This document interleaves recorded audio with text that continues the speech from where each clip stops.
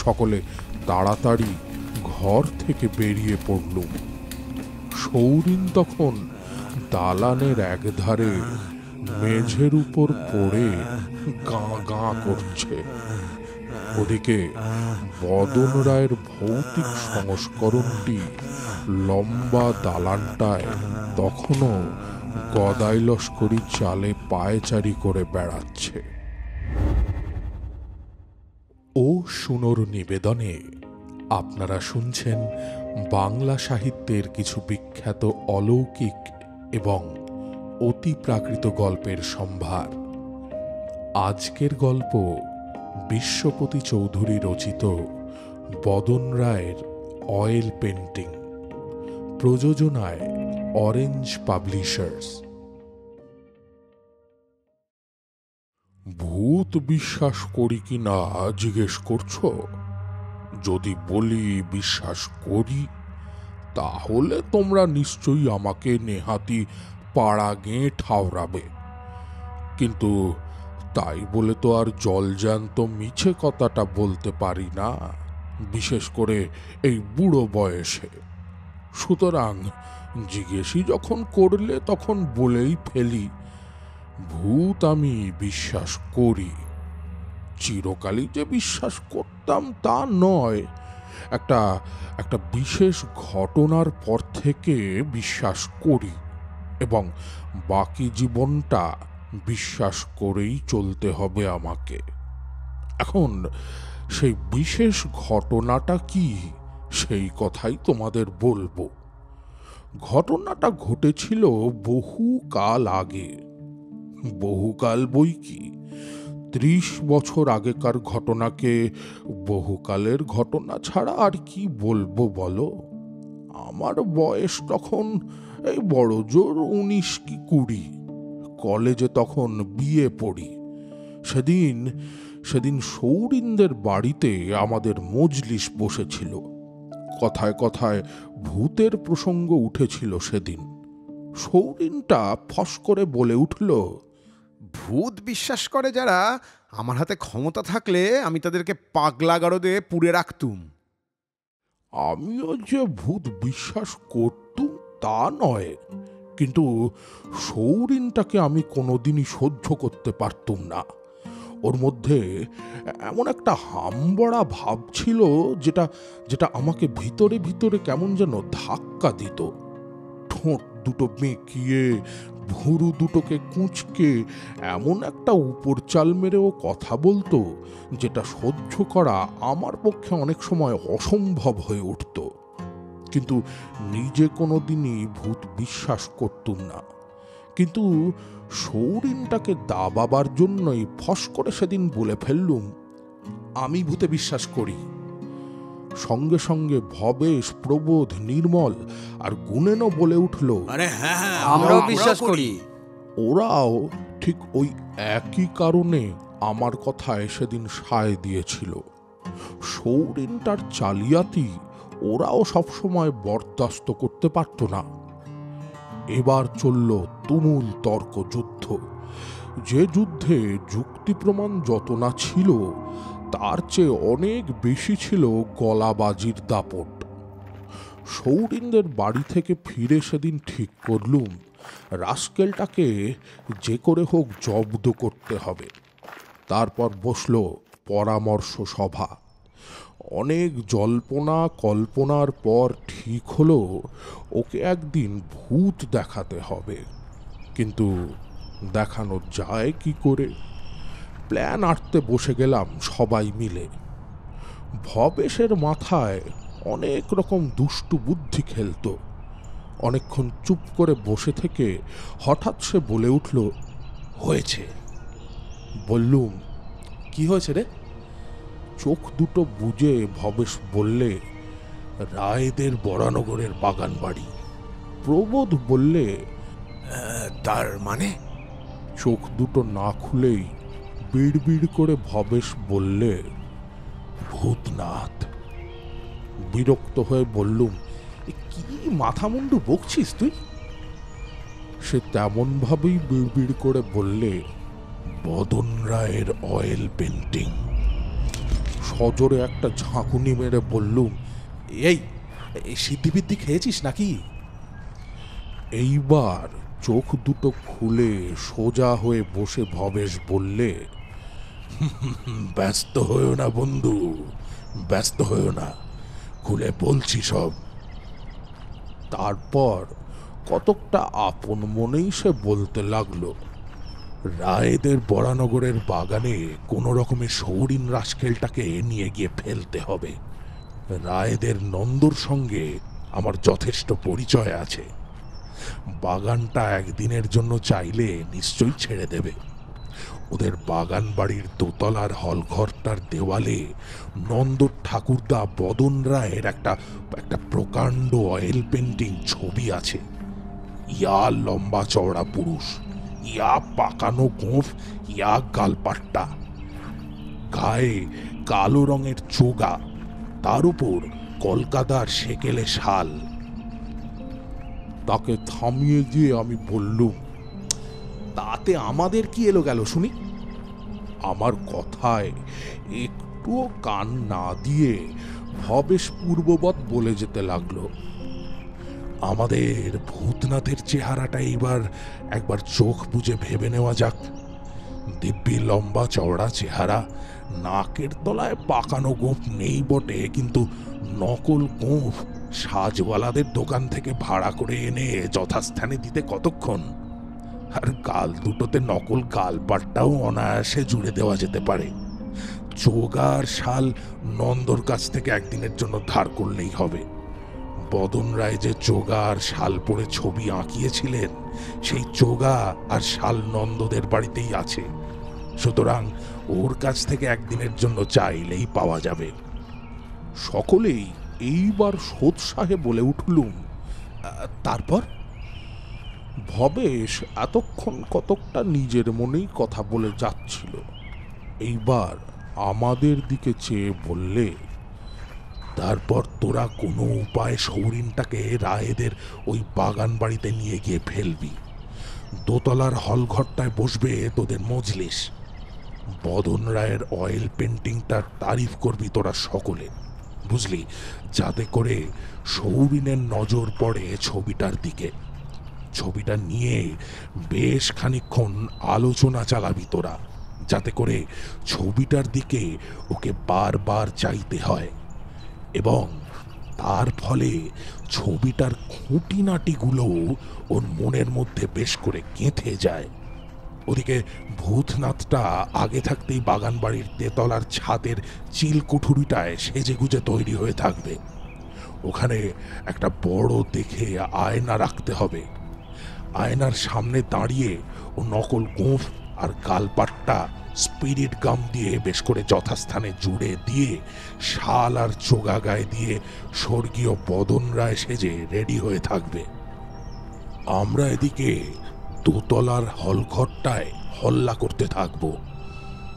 তারপর যেই একটু রাত হবে, স্বর্গীয় বদন রায়ের ভৌতিক সংস্করণটি তেতলার চিলকুঠুরি থেকে বেরিয়ে সিঁড়ি বেয়ে নেমে এসে হলঘরের সামনের দালানটাতে ঘট ঘট করে জুতোর শব্দ করে গদাই লস্করি চালে পায়চারি করতে থাকবে।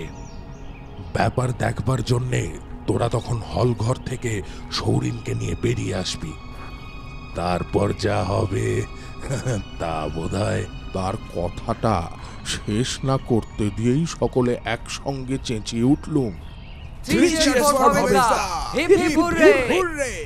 জয়ধ্বনির পালা শেষ হতেই প্রবোধের দিকে চেয়ে ভবেশ বললে, মনে আছে তুই কথা দিয়েছিলি বিয়ের পর একদিন আলাদা করে আমাদের ফিস্ট দিবি?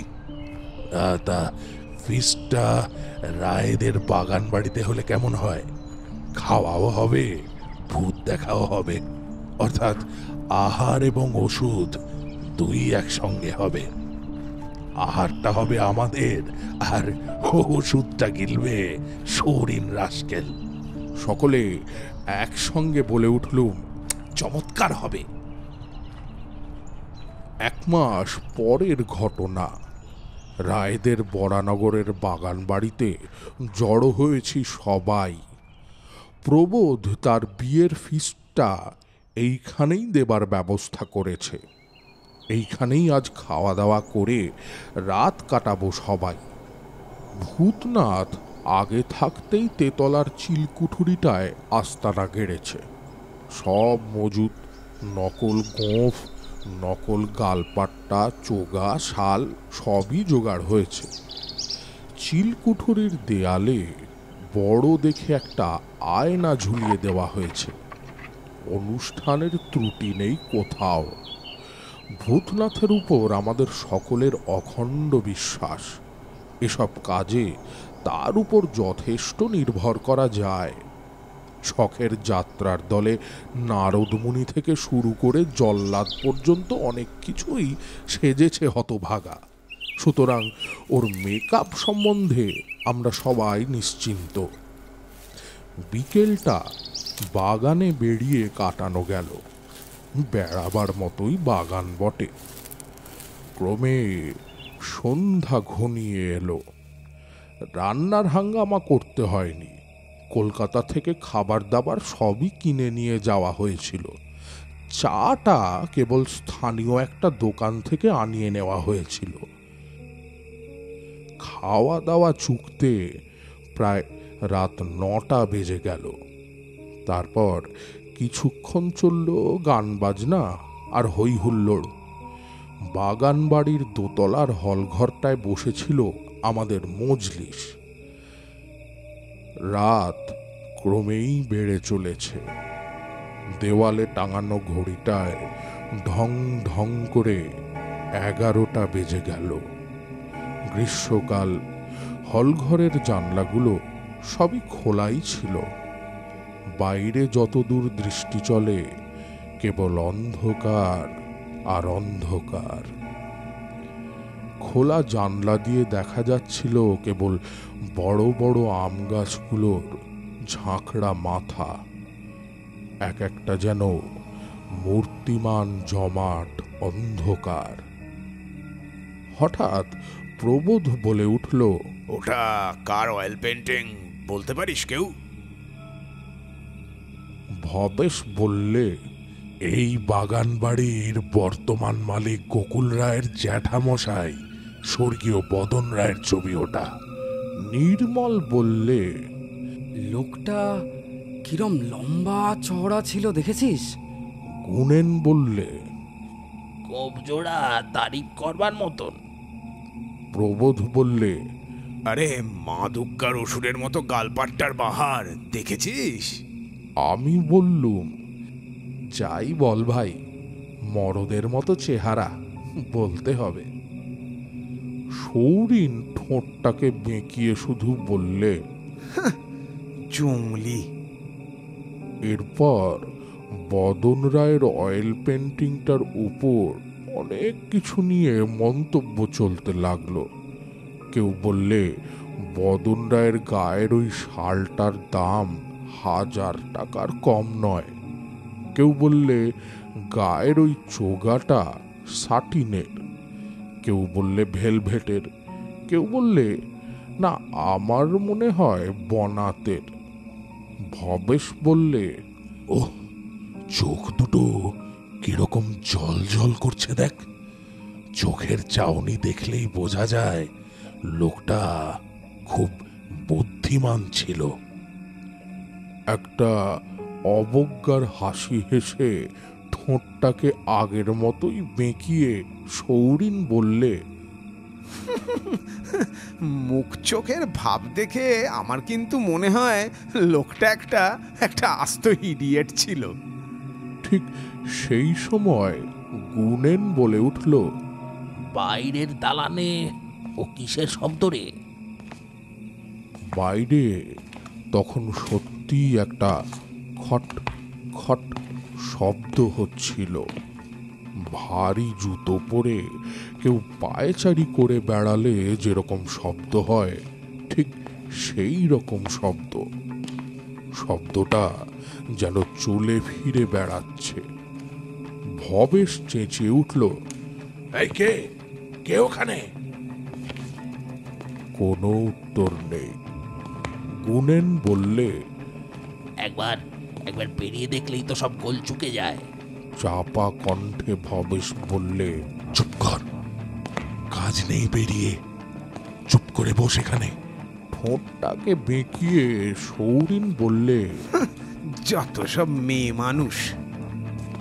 কথাটা শেষ করেই সে তড়াক করে উঠে দাঁড়ালো এবং এক নিমেষে ঘর থেকে বেরিয়ে পড়ে দালানের সুইচটা টেনে দিলে। দেখতে দেখতে বাইরের দালানটা আলোকিত হয়ে উঠল। পরক্ষণেই একটা ভারী জিনিস পড়ার আওয়াজ শোনা গেল। সকলে তাড়াতাড়ি ঘর থেকে বেরিয়ে পড়লুম।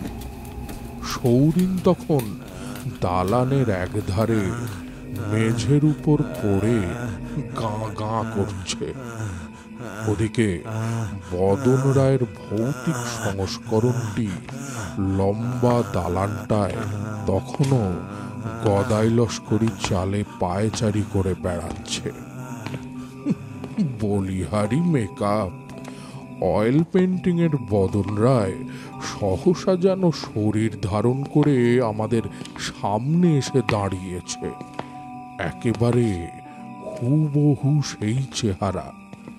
ভূতনাথটার কেরামতি আছে বলতে হবে, কিন্তু ওদিকে মন দেবার সময় তখন আমাদের নেই। সৌরিনকে নিয়ে আমরা তখন রীতিমতো বিব্রত হয়ে পড়েছি।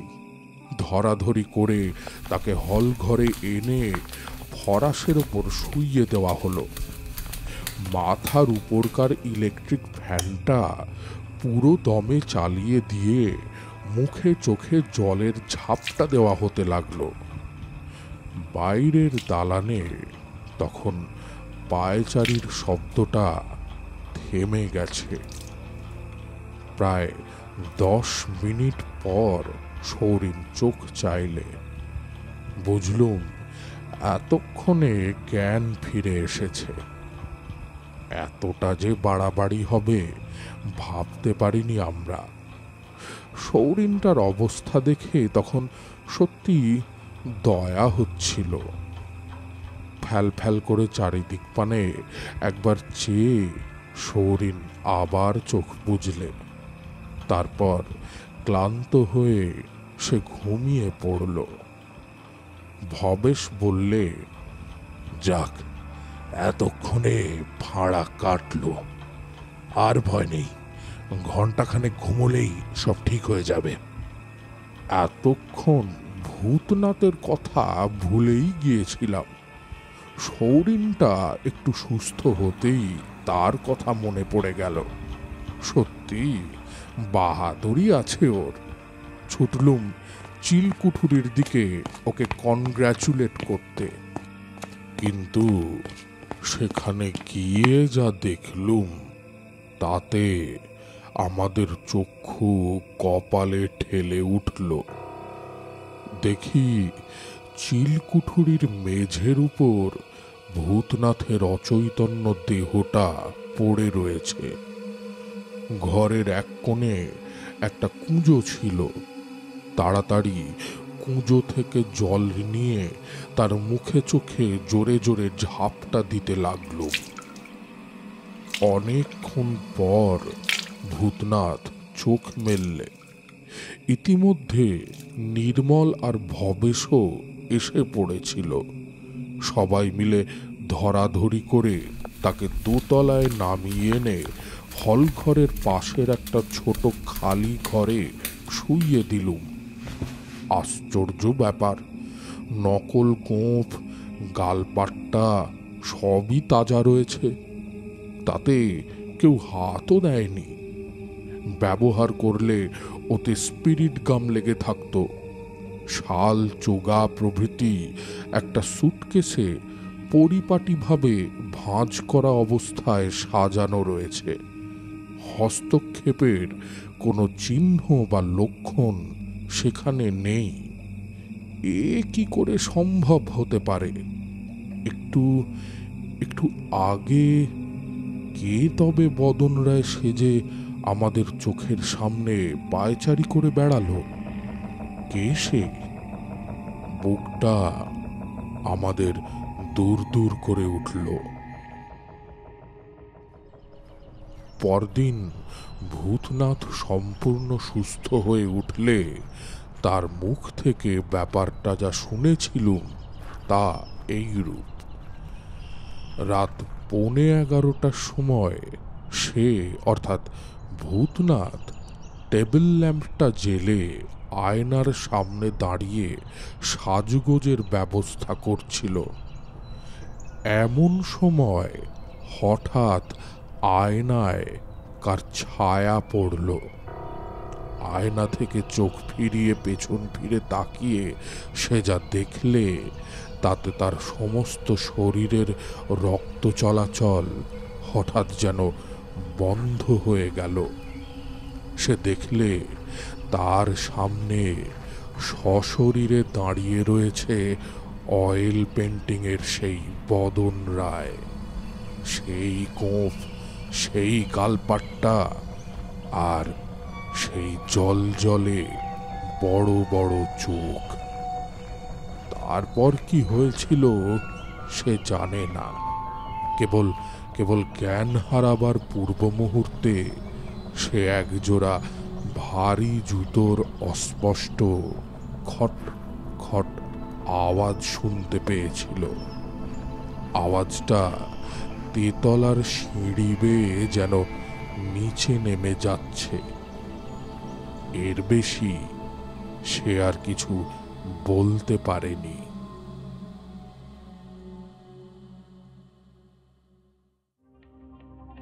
ও শুনোর নিবেদনে আপনারা শুনলেন আজকের গল্প বিশ্বপতি চৌধুরী রচিত বদন রায়ের অয়েল পেন্টিং। পাঠে সাম্য, রক্তিম, অরিন্দম, অভিজিৎ। প্রযোজনায় অরেঞ্জ পাবলিশার্স। শব্দ সংযোজন এবং আবহ ই ফ্ল্যাট স্টুডিও। প্রচ্ছদ আকাশ।